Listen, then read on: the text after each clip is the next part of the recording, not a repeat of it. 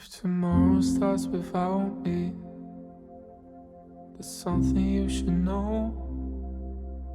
While I hold you close, never let you go. Hello and welcome to The Broken Pack, a podcast focused on giving adult survivors of sibling loss a platform to share their stories and to be heard, something that many sibling loss survivors state that they never have had. Sibling loss is misunderstood. The Broken Pack exists to change that and to support survivors. I'm your host, Dr. Angela Dean. In this episode, I spoke with Karen about the loss of her brother Kevin and so much more, including how being transracially adopted into their family from separate families of origin impacted their relationship, connection, and her grief and loss. We also discussed changing family dynamics and how her connection to her ancestors has helped her in her grief and in connecting with her brother. Please note that there is talk of overdose and substance use in this conversation. Related resources are in the show notes. I've been looking forward to this interview for some time. I was wondering what you want to say about yourself, and then we'll go from there. Yeah. So I guess I'll say, hi, everyone. I'm Karen. And let's see, what do I want to say about myself? I'm a mother. I'm an educator. And I currently am not in the classroom. I made that transition maybe 4 years ago. And now I work at a diversity, equity, inclusion firm. So still teaching, just adults, and in a little bit of a different capacity. Mm-hmm. I am a runner. I literally just ran from LA to Las Vegas with a group of people. So that was very fun and in the desert. And I also bake. So I make people cupcakes. I turn them into a cupcake. But yeah, that's it. Turn people into cupcakes? I'm curious. What does that mean? Yeah. So I ask you a bunch of questions about your likes, dislikes, like favorite season, favorite color.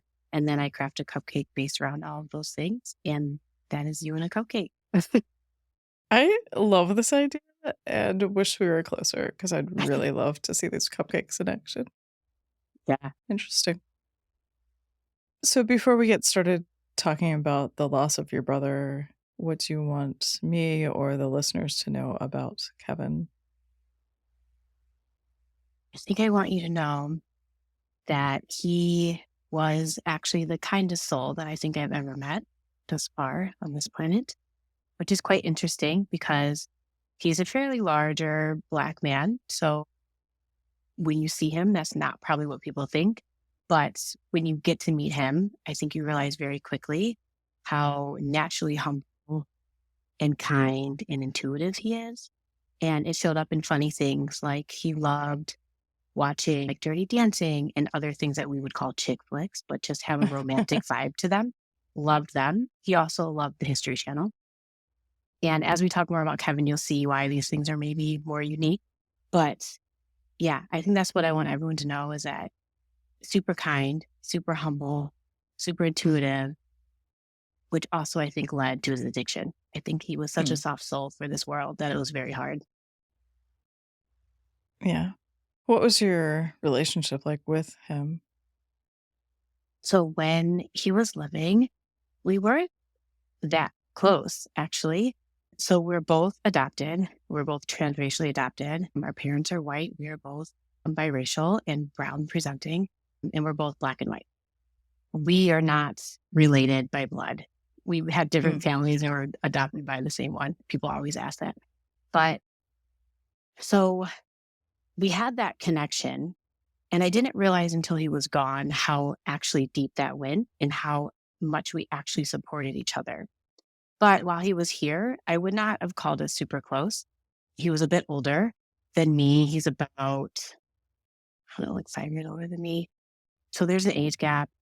And, you know, he was off doing his own thing for a large chunk of time. And then I also kind of followed that path and did my own thing. So we weren't super close. We didn't call each other all the time.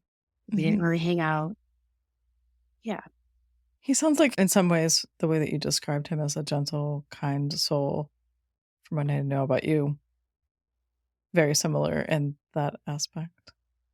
Yeah, I think we were similar in that aspect. And I think I looked up to him a lot, especially in our situation. Not only did we have a white family, we were also in a very white community. And so in the 80s and 90s, We experienced a lot of racial trauma. And so I think on top of adoption also comes with a lot of trauma. So we Mhm. had adoption trauma, and then we had this racial trauma on top of that. And I think since he was one of the only brown people that I knew, I looked up to him a lot. And yeah, I think I might get some of that from him. Yeah. Yeah. Were you adopted around the same time? So not around the same time, but he was a baby and I was also a baby. So I was 3 days Okay. old. I actually don't know how old he was. I know he was an infant though. So I would Mhm. imagine 3 days as well Mhm. after mom's left the hospital. So he was there as Mhm. long as you can remember. Yep. Yeah. Well, thank you for sharing all of that. It sounds like you feel upset that you weren't closer with him. I do. I think I hold a lot of guilt. And that came after the fact. And I think that's why it's guilt because Mhm. there's like no resolution. I might cry at this point. Sorry. Please don't apologize. But I thought I would get further though. So I think when he passed, well, I know when he passed, I realized how close we actually were, and not a traditional sense, like not in a calling sense, hanging out sense. But when he left, there was a huge void and almost my comfort, like in my family, was gone. Mhm.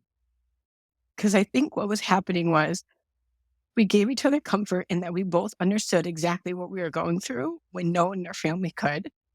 Mhm. And also when harmful things would happen in the family, microaggressions, just our parents not being able to understand like what it was like to be adopted in Black and a white family. So I Mhm. think there's a lot of unspoken support that I really took for granted. Mhm. And also, he passed away of an overdose that he struggled with for a very, very long time, which also goes into like why I think the unspoken support was so important because my family does not talk about these issues. Mhm. We didn't talk about adoption. We didn't talk about race. Um, we didn't talk about having an addiction, things that I feel really all went together. Mhm. And so I think her unspoken love and understanding is what the base of relationship was when he was here.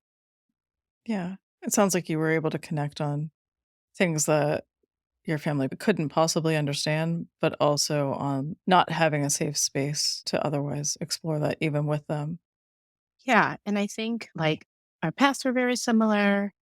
We both struggled in school that manifested in different ways. For me, I was sent away to school at a certain age because I think my parents were fearful that I would like follow the same path as Kevin.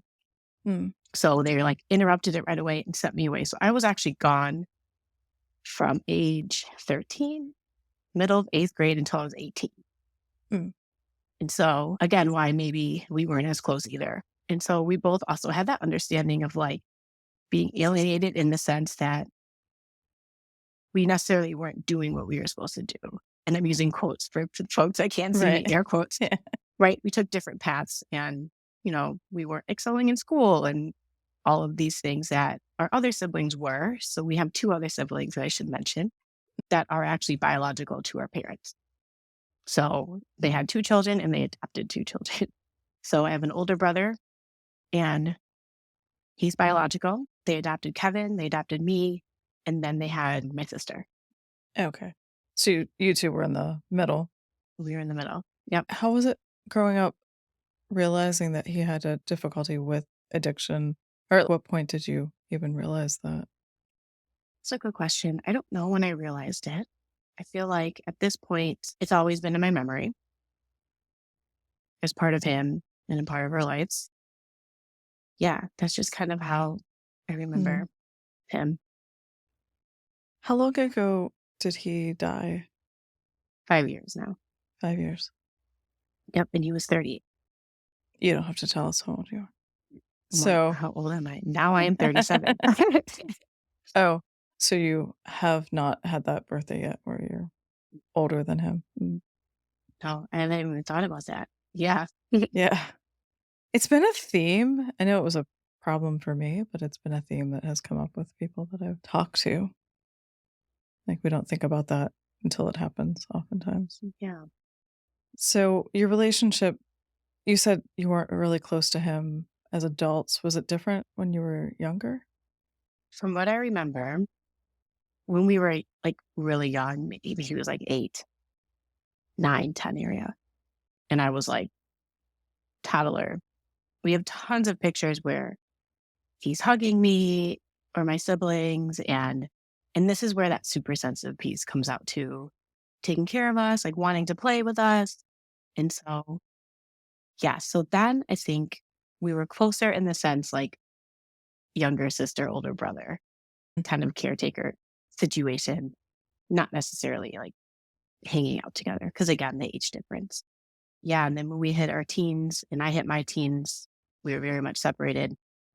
And then when we were adults, again, I think it's just that support within the family. Like if I'm going to Thanksgiving, he's there. We can handle this family and make it through. So really safety and security and surviving is almost what I'm hearing Yeah. from you. Thank you for Yeah. putting that into words. You're welcome. Yeah. I think he held our family together because my parents found faith, a really strong faith through the struggles with my brother and with me. And I think that has really supported them through these years. And I think that through those struggles, it actually did hold us together a little bit more than I think we realize. Yeah. We don't talk about much, but that was a topic we would talk about, not necessarily to solve anything, but it would come up because it had to come up when he was living. Yeah. I almost wonder if when you say you weren't close, it wasn't maybe close in what we consider traditional, but it was you had this closeness that was kind of unspoken versus, oh, you're calling and chatting every day. And then, well, there's nothing wrong with that either, right? But I wonder if it's just re-identifying what closeness means. Yeah, I feel that resonates. And I think you said it really well when you said, I'm going to mess the 3 words up, but like safety, understanding, like protective, like that was a relationship. Surviving. That's what you said. Surviving. Like that was our relationship. Yeah. Me making sure he was there at things and reaching out and checking in was enough and what we needed. Right. And so your role was to keep him roped in on some level. And I think his was too, because clearly when he was around, I did feel safer. Yeah. Or more safe. Yeah. Do you want to dive into what happened with him passing? You can. Yeah. I think it adds a bit of complexity. So I guess I'll start 2 weeks prior because it's like a pivotal point and also half the reason why this probably happened. But 2 weeks before my brother passing, he got like completely clean on his own. And so we like had a celebration for him. And I remember, so we're eating Illuminati's pizza because that's always what we do when we celebrate. Chicago pizza? Yeah. Chicago deep dish pizza is a little controversial. Like some people really like Giordano's over Illuminati's. It's this thing. You're either one or the other. Yeah. And so we're eating pizza and I'm looking at him. I'm like, hey, how are you feeling? And he was like laughing. First of all, he had this really distinctive laugh, which is awesome. He was laughing and he was like, I don't even know why we're doing this. Like, it's not this big of a deal. Like, what's happening? I'm like, I don't know, and we're just laughing, eating pizza. So like, that's the last thing I remember. And then 2 weeks after that, it's my mom's birthday, which is today. We got a call like later this evening. It would be like 3 a.m. or something. A call that he had overdosed in his car in a fast food parking lot. I like don't even remember what fast food it is. And so, they found fentanyl in his system. So it was like either that or typically when folks are clean for a bit and then they relapse, overdose is likely to happen just because their body is not used to the amount that they're previously used to taking and the body kind of just can't handle it. So that's what happened. And yeah, I remember we were going to do waffles and fried chicken for my mom's birthday. And I had text like, hey, like you should come, you're invited. And I actually don't remember now. I probably should have thought of this before I came on. Sorry. All the It's details okay. are blurry. But I remember, I think we hadn't heard from him in a bit.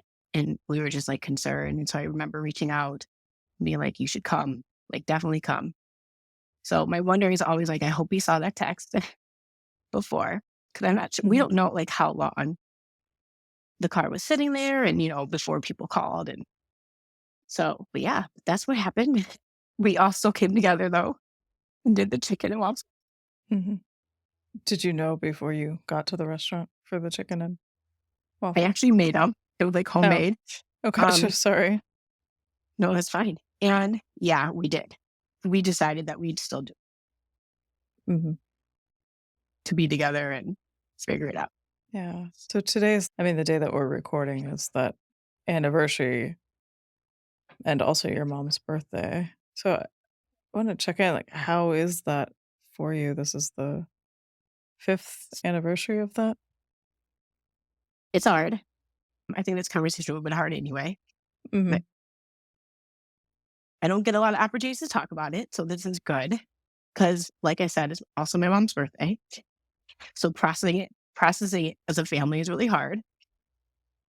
So we typically have started to like celebrate my mom's birthday. We celebrated it yesterday because it's also my fiance's birthday yesterday. Mm. So we celebrated them together. And then we typically try to save this for Kevin because we used to try to do both. Mhm. One year we did one in the morning and like one in the evening. Too much. Mhm. So yeah, and I think we all have different grieving processes, which makes sense. Where I am really connected to like my ancestral side. Mhm. Like I have an altar, I have candles, I make a meal for every time our family's together, light a candle, put it to the side. My family is not necessarily into that. They mourn differently. And so that was also becoming a little bit, I think, tension. Mhm. And so now I think we kind of just do it on our own and celebrate my mom either before or after. That makes sense. Is Yeah, that's the altar behind you? part of it. Yeah. Yeah. hmm It's really pretty. Thank you. So, have you found each year to be different in the passing of these anniversaries? It's a really good question. I feel each year has been different in how we deal with it as a family and has been a little bit easier. I don't know if it's different for me. And I think that is because I think about him often. Mhm. And I think the way that I use meditating and how I think about the ancestral realm and all of that, I think helps with that. So Mhm. I'm using conversation or communication or thinking about him. Like I feel him very much with me now. And so I don't know if it's different year to year. Hmm. Yeah. It's interesting too because you mentioned earlier how during difficult family gatherings, he was there and the person that helped you through that. And so now this difficult family gathering where he's not physically present, I wonder what that's like for you. It's hard. For a while, I didn't go to like family Thanksgiving. Mm. I was like, yeah, we're not going. When we got together with extended family, we don't really do that anymore now because like people have babies now and it's just too many. Right. People kind of stick with they're like more home unit. Yeah, I didn't go for a few years. Pandemic happened. I started going with like my immediate family now. But it's hard. And I think this is why I make plates for him. I'll light a candle and try to include him as much as possible. I brought cake home yesterday. We didn't have Illuminati's yesterday, so I'm going to order Illuminati's tonight and make a plate for him. But, to celebrate in that so he can be a part of celebrating my mom too. I don't know if that answered your question. It did. It absolutely did. When you got the news of his passing, do you remember what that was like for you? Yes. It was 2 or 3 in the morning and my dad called and literally just said it. As soon as I picked up, he was like, they found Kevin. He's gone. That's all I really remember. And then it was something Mhm. like, we'll talk more in the morning, but I feel like I need to let you know. And then I just remember being like, well, how am I going to go back to sleep now? So Right? I was like, oh, so I got up. I don't even know what I did. Maybe watch junk TV. And I remember just being up until the morning. And then we made the decision to still do chicken and waffles and have everyone come over so we could figure it out. I don't even remember. I don't remember anything else after that. Mm. Yeah. Yeah, sounds like it was pretty shocking. Yes. And I knew this is how we would always leave this world. Mm. Like I inherently knew that in my soul. I did not know what it would be then and so soon, Mhm. but I did. I knew that this would be the way. So I think I was always waiting. So you mean so soon because you had just had that celebration 2 weeks prior? Yes, we had just had the celebration 2 weeks prior, which now looking back, I mean, it kind of all makes sense. But Mm. yeah, I guess I never entertained the thought of like being fearful of waiting for it to happen. I don't know why I didn't do that, but I also knew he had this addiction. I knew this is how we leave this world, but I also wasn't mad at him and didn't judge him for it, which Mhm. I think people have and do, obviously. But it was kind of just a part of him. Mm. So I think I've accepted that a long time ago. And I think I understood now that I think back around it on a deeper level of like why, like the pain that we've gone through and deal with constantly daily basis and all of that. I can see how that was necessary for him. Right. And so, yeah, I think I've accepted that, which I think allowed me to accept the fact that this would be how he would leave. And he was very functional. He was a very functional person while he was using. I mean, he had a really good job, not typically what we would think of. He had a job. He has children. He cared for them the best he could. You know, obviously there's limits to that. But Right. so, yeah, so I knew I've seen him hit rock bottom a few times and this was still a part of him. So I just knew. I mean, I just knew that this Mhm. was how he was going to go. And so that part didn't surprise me. I just wasn't ready. Yeah. I mean, I wonder if you ever could be, even if you expected it. Yeah, probably not. Yeah. Did you find support in those early days from anyone? So I was going to therapy and I was lucky to have a therapist that also understands communal ancestral practices, specifically from African ancestry. And so she understood that and allowed me to have that space where maybe my family didn't understand it and provide the space, not because maliciously, just because their way of operating. And so, yes, I think I did have that space in therapy and did have that support to navigate. That would be the extent. Mhm. So it sounds like your family, they were grieving, but couldn't really support you in the same way because they didn't really understand it. Did you have any friends or colleagues or I have a friend that lost her son fairly recently that understood Mm. the loss and would check in at a different level than people just like checking in. Right. But that would be, and then I have some good friends that also check in and that understand and cried with me and Mhm. were there. So yeah, I think I did feel supported. I think I was allowed to grieve how I wanted to, which maybe looks a little different than like our dominant culture grieving way. You mean to avoid it? Yeah. Oh, okay. Yeah, but then like also it's like I was sent away to these schools that were therapeutic. So I'm coming with all these therapeutic, like understanding the need to have to Mhm. talk about it and process through it and work through it. Yeah.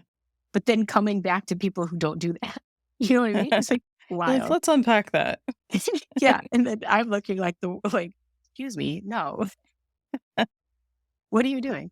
Or like throwing people into like nervous system breakdown because, they just don't have the tools to cope. So,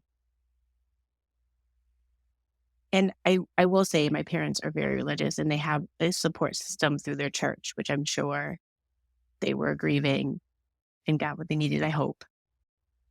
But yeah, so I guess I did feel supported now that I think about it, even from folks that maybe haven't lost anyone that just were there. And to go back to my programs or my therapeutic schools, the 3 friends that I had that supported me are from the school. So they do understand like the emotional level of support needed. So yeah, maybe I was really lucky. Like in hindsight, those programs Mhm. really were lucky. Yeah. Where are you with that support now? So I'm still seeing the same therapist, It's fantastic. which is a blessing. I still have my practice of communicating with my ancestors and Kevin. And I still have those 3 friends that check in on me. I was crying with one earlier today, and she was crying with me. Like, and that's the level of support I need. Mm. She sees I'm crying, I'm talking about it. She feels the pain, and we're like going through it together. And so, yeah, I would say it's the same. Family support's the same. We still don't really talk Yeah. about it. So you felt supported then and now, but interestingly, not from the family. Mhm. And I worked hard to get that support. Yeah, Like you did. I worked hard to find a therapist that worked for me Hmm. and keep it. And I did a lot of work. Like she got me through or supported me through doing some really intense adoption work, Mm. something called the primal wound, and a lot of racial issues. And then when this happened, we were ready. And then, keeping the relationships with my friends from the program. I feel like it was a lot of work and very targeted, very intentional. Hmm. Finding that rapport and that relationship with the therapist is key to being able to do the best work that you can do, both as a patient and as a provider. So I'm glad that you had that. Are there things that you wish people had known or would know now that they're not supporting you with? Or No, not that comes to my mind. Mm-mm. Mm, that's fair. How are you doing overall, do you think, on a day-to-day basis? Like communicating and staying connected with Kevin? Overall, good. It, it gives me a lot of comfort to know that he's still very much present in my life. Mhm. And I think it's also supported me in working through some issues with the adoption and racial trauma to be like, I'm still here. This needs to be done. Mhm. And this is what maybe should have been done before. So let's do it now. So I think it's giving me that it's okay to do this. It's Mhm. necessary, actually. So that propels me in a lot of like that work. Some days I really miss him and I'm crying. Usually when it's brought up, I still cry like a Mhm. lot, which also I'm like, maybe I don't know what that means, but it is. It's hard to talk to him more. It's hard to talk about it without crying still. Mhm. But I'm thankful that I found the practice of having an altar and having a connection, a line to him, because I don't know how else I would have dealt with that. Mhm. Yeah. So super grateful for the practice I have day to day. Yeah. For folks that are like, what are we talking about? Maybe I'll just say what my practice is. The practice of I have an altar and it typically has pictures, an element from the earth. So flowers, I have plants, I have crystals. They don't buy anymore, but I use the ones that I have. And anything like I have water from Kenya that has a little bit of the sand from Mombasa in it, right? Like Mhm. bringing him back home. Like I brought him to Kenya with me to go to the continent. And so have things that are meaningful on there. When I meditate, I light the candles. Usually when I blow out the candles, I send messages on the smoke Mhm. to my brother or to my ancestors, whatever is needed. Putting food, things they love on there to honor. So that's kind of what it looks like. So it's incorporating it in my daily life to be present, to allow them and him to be present with me still, like his energy. Yeah. And I think it's really helped me grieve and come to terms with what happened and not feel so alone because it was very lonely for a little bit, Yeah. like I mentioned. Yeah. And so being able to connect to him and your ancestors, feel supported and surrounded and Yeah. loved. That's Protection. beautiful. Yeah, protected, which is similar to the role he played for you when he was here. Yes. Yeah. I love that so much. I'd love to learn more about that. Are there other things that you think would be helpful to know or to share? Anything that you wanted to share? Well, I guess maybe one thing, and this is I have like a tattoo for him on my arm. And since he loved Dirty Dancing, To Have the Time of Your Life is that song. Mhm. So, and that's kind of what we took for that. And so that would be the one thing I would give back out is like, Mhm. have the time of your life where you're here and make things work for you and enjoy and find the support you need. Yeah. Yeah. Do you ever just sit down and watch? I know earlier you mentioned that he liked all of the what we call chick flicks. Do you ever just sit down and watch them for him? I have not. We've watched Dirty Dancing, yes. Or we'll turn the music, like the soundtrack on. But you know what I do though? When like I need a good cry, I do watch them. Mm, But that's actually a really good idea to honor him and watch them for him. That's a mhm. really good idea to add to the practice. Yeah. So you left teaching after he passed? Yes. Yes. Did I get out of the classroom yet? You know what? I think I had left the classroom, but I was still in education. I was at a Mm. nonprofit. Yeah. So it was like switching. It was like maybe that first year of switching. Would you say that this grief and loss has changed how you approach your life and even your work? Yeah. I would say that it's given me permission to set boundaries Mm, and to fully and like authentically move through the healing that I needed to do through adoption and like racial trauma. After that, like I went in my second round of like deep dive into the primal wound work. And then now on the other side of all of that really painful work, I've set some pretty significant boundaries with like birth family. So I've met my birth family. And I also now found my father's side of my mm, birth family, which I never knew until like 3 years ago.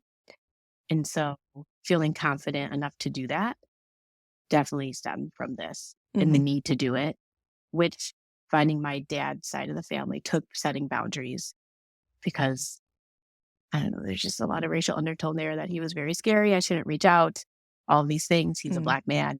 And I was like, wait, what are we, who am I mm. listening to? This may be true, but let me see. And I felt confident to do that and set boundaries around it if need be. So, Yeah.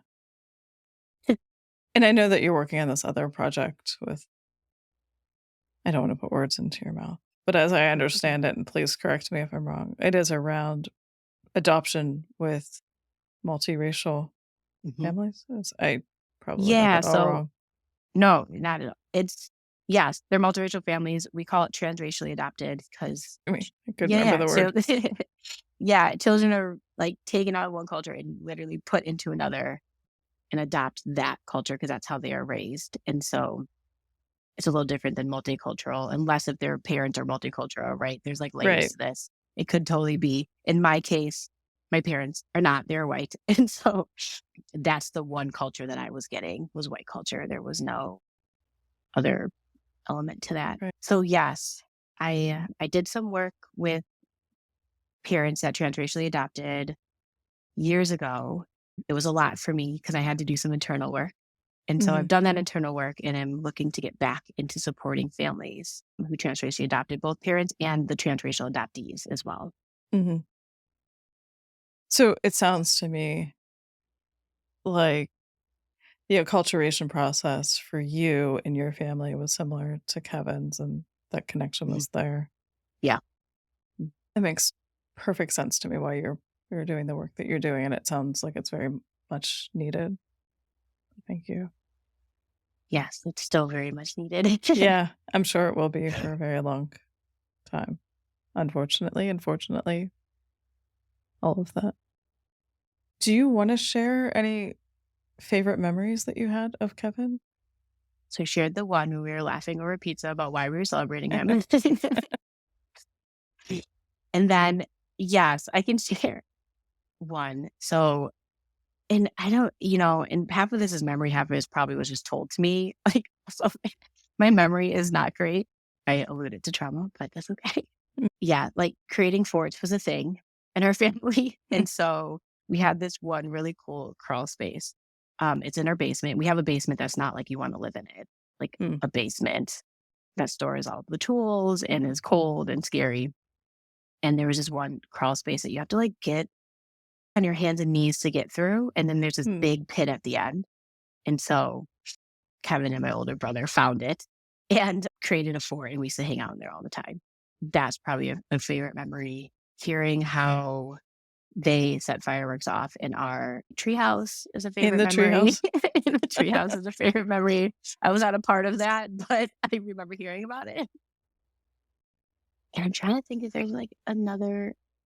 I just think hearing him laugh would be like my all-time favorite one. He had a very distinct laugh. I cannot do it, interpret it. His son's mother can and has, and I've been meaning to get it recorded so I can just listen to it. But I think that would be my favorite memory is him laughing. Because he did. He laughed often. Like no matter what, he was laughing. He and was cracking having jokes. the time of his life. He was having the time of his life. Yeah. Yeah. Have you tried to find recordings of it? No, we have a lot of VHS tape I'm sure it's on. I'm not sure if my parents have converted that to DVDs, which I think we might have. Yeah, I have not committed to looking for it. Maybe I should do that and get it authentic instead of having it recorded. But yeah, it's a good idea. I have two great ideas from you. Thank you so much. You're welcome. Watching what we call chick flicks, romantic comedy or movies, not comedies, and finding him laughing on some audio. I'm going to do that. Oh, I can't wait to hear how that goes. I'm sure we have it. Things about sibling loss or your specific loss with adoption or transracial adoption and that loss that you would want people to know? Hmm. And that was a very big question. So whatever you want to say. I think it's just what I'm feeling is that both of those are huge losses. Yeah. And I don't think people talk about adoption as loss, and it is. Right. I mean, right, it's loss for the adoptee, again, maybe for the folks adopting. But, and what that brings up for me is, I think this duality of emotions and feelings, which is something I'm always grappling with. I think also being like biracial is a thing, but holding two things to be true at one time, like loss, but also love. Yes. Right. And that's very much adoption. And I think that's very much mourning a death. And so finding that balance that works for you, which for me, I think is the practice that I talked about, communicating often, that mourning, that grief, and that love, I think is important. And I think that's how we need to start talking about this. Yeah. No, I love that so much. I have a giant ampersand in my office, which you can't see from here, but I often remind my patients that two or more things can be true at the same time. And that is true. We wouldn't mourn people if we didn't love them in some capacity, usually. I mean, there are other cases of that. And you loved him so much that, of course, it hurts. So two things or more things can be true at one time. And in your case, it's many things are true at the same time that complicate this loss for you specifically. Yeah. There's a lot of things around this loss that has been very complicated and hard. Yeah. How has it been with you as a mom? Was that changed or affected by this loss? No, not directly. Not directly. Yeah. I mean, he has children, and that piece I feel at a loss for. And that piece I feel I could use more support in like guidance and how to help and support. Because they're both fairly young. One is now in their 20s.